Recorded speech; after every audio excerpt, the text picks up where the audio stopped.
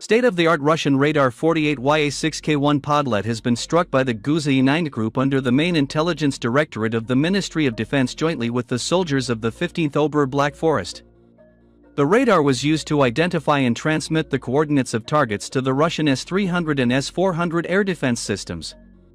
Worth $5 million, 48YA6K1 Podlet is a universal mobile solid-state 3-coordinate radar with all-round phased array and detection of air targets. The Podlet, also known as the 48YA6K1, is a modern mobile radar system designed to detect air targets at low and extremely low altitudes.